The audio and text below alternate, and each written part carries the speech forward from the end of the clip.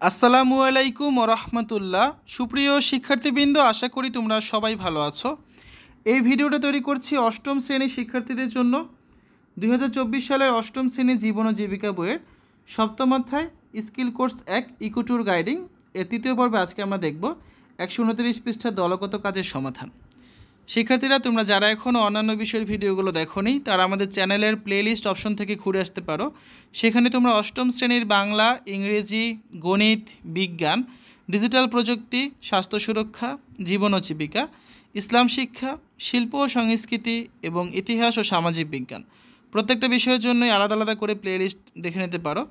সেখান থেকে তোমাদের যে বিষয়ের ভিডিওগুলো দরকার তুমি খুব সহজে কিন্তু খুঁজে পাবে।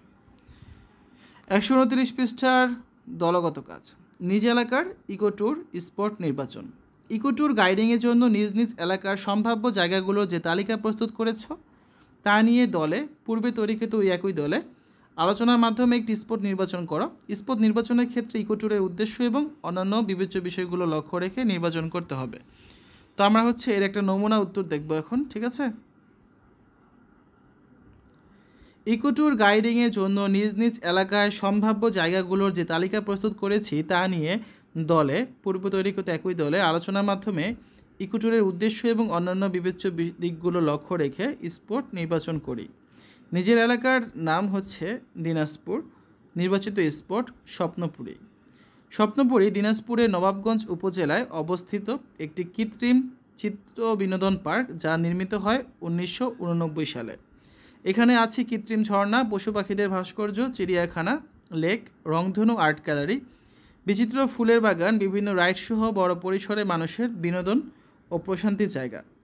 এমি, মোরাল, ডাইনোসর প্রভৃতির মূর্তিও রয়েছে। এছাড়াও খেলাধুলার জন্য খেলার জোনও আছে।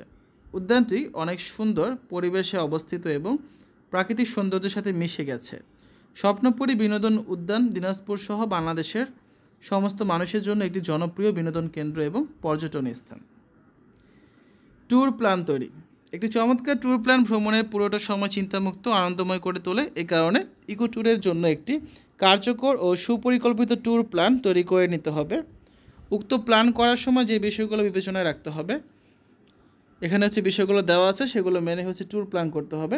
তো আগামী ক্লাসে আমরা 130 পৃষ্ঠায় দলগত কাজটা করব।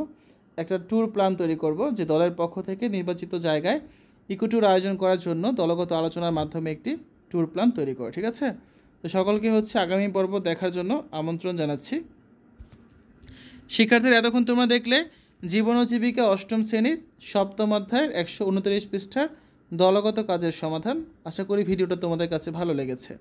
সকলে সুস্থতা কামনা করে আজ এখানে বিদায় নিচ্ছি। আল্লাহ হাফেজ।